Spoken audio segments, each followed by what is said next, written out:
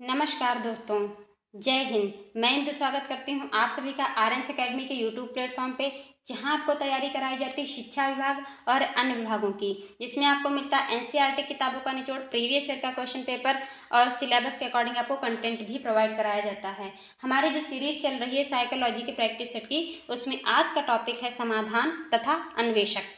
बच्चा एक समस्या समाधान के रूप में और अन्वेषक के रूप में कैसे होता है, इसके बारे में हम आज जानकारी प्राप्त करेंगे। उसके गुण क्या होते हैं, ये जानकारी प्राप्त करेंगे।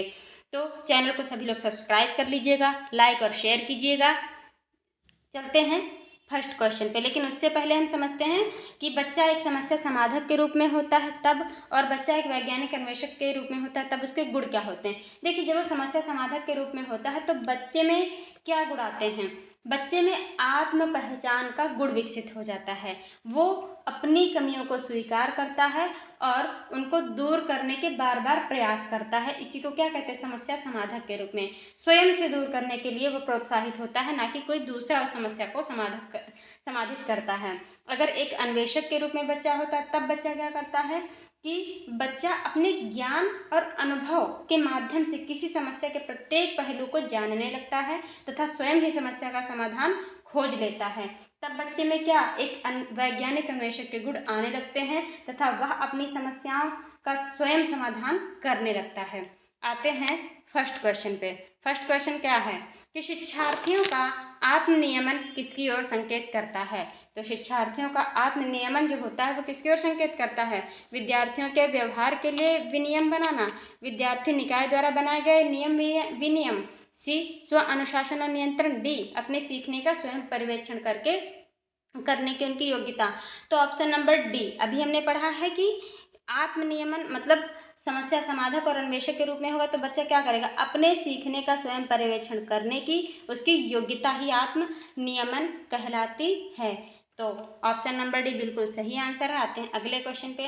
बच्चों की सीखने की प्रक्रिया में माता पिता को कौन सी भूमिका निभानी चाहिए। नकारात्मक, अग्रोन्मुखी, सहानुभूतिपूर्ण, तटस्थ। तो अग्रोन्मुखी जो होती है वो भूमिका निभानी चाहिए माता पिता को। बी बिल्कुल सही आंसर है। सी, इरफान खिलौनों को तोड़ता है, उनके पुर्जों को देखने के लिए उन्हें अलग अलग कर देता। आप क्या करेंगे, क्या किया जाएगा, उसके जिज्ञासु स्वभाव को प्रोत्साहित करेंगे तथा उसकी ऊर्जा को सही दिशा में संचारित करेंगे, ना कि उसको डांटेंगे। ठीक है, तो B option question number third का बिल्कुल सही आंसर है। विद्यार्थियों के सीखने में जो रिक्तियां रह जाती हैं उनके निदान के बाद क्या होना चाहिए। तो उनके निदान के बाद समुचित उपचारात्मक कार्य होना चाहिए। जो भी बच्चों में त्रुटियां रह जाती हैं, ठीक है, उसको क्या करें हम लोग जानें, फिर उसके निदान के बाद उसका समुचित उपचार भी करें। ऑप्शन नंबर डी बिल्कुल सही आंसर है। आते हैं क्वेश्चन नंबर 5 पे। कोई बच्चा अपने द्वारा निश्चित की गई सर्वोत्तम विधि का प्रयोग करता है, कौन सी। तो समस्या समाधान के लिए, स्कूल छोड़कर भाग जाने के लिए, एक पक्षी चिंतन के लिए, या फिर ये सभी। समस्या समाधान ऑप्शन नंबर ए, इसके किसी भी बच्चे की क्या होती है, समस्या समाधान के अन्वेषक के रूप में। तो फिर कोई भी बच्चा अपने द्वारा निश्चित की गई सर्वोत्तम विधि कौन सी प्रयोग करता है, समस्या समाधान के लिए करता। ऑप्शन नंबर ए सही है। क्वेश्चन नंबर 6 पे आते हैं कि जब कोई बच्चा अपनी समस्या का समाधान स्वयं करने लगता है तो उसमें निम्न में से कौन सा गुण विकसित होता है। अभी हमने बताया कि वैज्ञानिक अन्वेषक का गुण विकसित होता है। ऑप्शन नंबर ए बिल्कुल सही आंसर है। अगले क्वेश्चन पे, चिंतन तथा तर्क का उद्देश्य है समस्या को जटिल बनाना, संवेग को समाप्त करना, समस्या का समाधान करना, संज्ञान का अंत करना। तो ऑप्शन नंबर सी सही है, समस्या का समाधान करना। आते हैं अगले क्वेश्चन पे। 7 के बाद ये फिर 8 है, ना कि 6 है। ठीक है, ये छठा क्वेश्चन नहीं है। यहाँ पे क्वेश्चन नंबर कौन सा है, 8। ठीक है, आप लोग सही कर लीजिएगा। किसी बालक में तर्क तथा समस्या समाधान की शक्ति का विकास कब होता है। कहा गया 15वें वर्ष में, 12वें वर्ष में, 7वें वर्ष में या 8वें वर्ष में। तो कब होता है, 12वें वर्ष में जो है किसी भी बालक में तर्क करने और समस्या समाधान की शक्ति का विकास हो जाता है। आते हैं अगले क्वेश्चन पे। बच्चों में वैज्ञानिक सोच का विकास करने के लिए आवश्यक घटक है। बच्चों के समक्ष छोटी छोटी समस्याएं रखी जाएं, बच्चों के द्वारा किए गए संभावित समाधानों का परीक्षण किया जाए, बच्चों को संभावित समाधानों के निर्माण हेतु प्रेरित किया जाए। केवल ए, केवल बी, केवल सी या फिर ये सभी। तो ये सभी चीज़ें इंपॉर्टेंट होती हैं। ये क्या हैं, वैज्ञानिक सोच का विकास करने के लिए आवश्यक घटक हैं। आते हैं अगले क्वेश्चन पे। समस्या समाधान वह प्रतिमान है जिसमें तार्किक चिंतन निहित होता है। ये किसने कहा है कि समस्या समाधान वह प्रतिमान है जिसमें तार्किक चिंतन निहित होता है। ये कहा है स्टैनले जी ने। किसने कहा? स्टैनले जी ने कहा। ऑप्शन नंबर ए सही है। आते हैं अगले क्वेश्चन पे। एक बालक द्वारा किसी समस्या का समाधान करने के लिए निम्न में से कौन सा गुण होना आवश्यक है? भाषा विकास, स्वावलंबी, बार बार प्रयास करने की आदत। तो ऑप्शन नंबर ए एवं बी, फिर ए एवं सी, बी एवं सी, या फिर ये सभी। तो क्वेश्चन नंबर 11 में कौन सा सही होगा? ऑप्शन नंबर डी, यानी ये सभी। भाषा विकास भी, स्वावलंबी भी, बार बार प्रयास करने की आदत भी, तीनों चीज़ें सही होंगी। आते हैं अगले क्वेश्चन पे। Question number 12। किसी समस्या के संभावित समाधानों का परीक्षण कहाँ किया जाता है? तो कहाँ किया जाएगा? कहीं पर भी किया जा सकता है। अगर कोई समस्या है तो उसके लिए पर्टिकुलर जो है जगह की जरूरत नहीं है। किसी भी समस्या के संभावित समाधानों का परीक्षण जो है, ठीक है, तो कहीं पर भी हम कर सकते हैं। न केवल प्रयोगशाला में, न केवल विद्यालय में, न केवल घर पर। घर पे काम करने वाला जो काम है वो हम विद्यालय में नहीं कर सकते, और विद्यालय में करने वाला काम हम घर पर नहीं कर सकते। ठीक, तो ऑप्शन नंबर बी बिल्कुल सही आंसर है। आते हैं अगले क्वेश्चन पे। आपकी कक्षा का एक बच्चा किसी समस्या को समझने का प्रयास कर रहा है, आप उस बच्चे के विषय में क्या कहेंगे? तो हम उस बच्चे के विषय में क्या कहेंगे? बच्चे में वैज्ञानिक सोच का विकास हो रहा है। ठीक है, ऑप्शन नंबर सी सही है। क्वेश्चन नंबर 14 पे आ गए हम।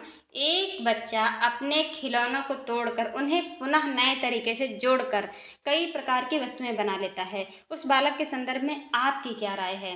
तो क्या राय होगी? अब बच्चा अगर खिलौनों को तोड़कर उन्हें पुनः नए तरीके से नई नई वस्तुएं बना लेता है तो उसमें वैज्ञानिक अन्वेषक के गुण आ जाएंगे कि नहीं आ जाएंगे?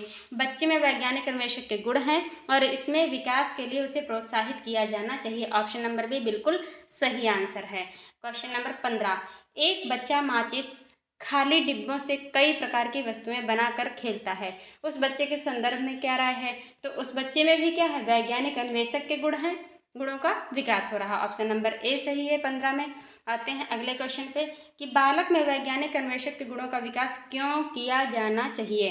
तो क्यों किया जाना चाहिए? उसे खेलों से दूर करने के लिए, उसमें वैज्ञानिक स्वभाव विकसित करने के लिए, या फिर उसे पढ़ाई में व्यस्त रखने के लिए, उसे शरारत करने के लिए, शरारत से रोकने के लिए। तो उसमें वैज्ञानिक स्वभाव विकसित करने के लिए वैज्ञानिक अन्वेषक के गुणों का विकास किया जाना चाहिए। ऑप्शन नंबर बी सही है। आते हैं अगले क्वेश्चन पे।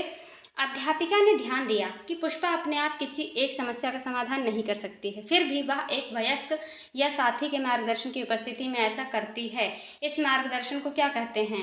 पार्श्वकरण, पूर्व क्रियात्मक चिंतन, समीपत्य विकास का क्षेत्र, या फिर सहारा देना। तो इसे कहते हैं हम सहारा देना। इसे क्या कहते हैं? सहारा देना कहते हैं। कि अध्यापिका ने ध्यान दिया कि पुष्पा अपने आप किसी एक समस्या का समाधान नहीं कर पा रही है, फिर भी एक वयस्क या साथी के मार्गदर्शन की उपस्थिति में वो काम अपना करती है, तो इसे सहारा देना कहते हैं। आते हैं अगले क्वेश्चन पे। Question number 18। सिद्धांत चित्र डैश के द्वारा नवीन अवधारणाओं की समझ बढ़ाते हैं। किसके द्वारा? तो तर्कपूर्ण ढंग से सूचनाओं को व्यवस्थित करने की योग्यता को बढ़ाने के लिए। क्या है यहाँ? बढ़ाने करता नहीं होगा, ठीक, ऑप्शन में कुछ मिस्टेक हो गई है। तर्कपूर्ण ढंग से सूचनाओं को व्यवस्थित करने की योग्यता को बढ़ाने के लिए, ठीक है, क्या होगा?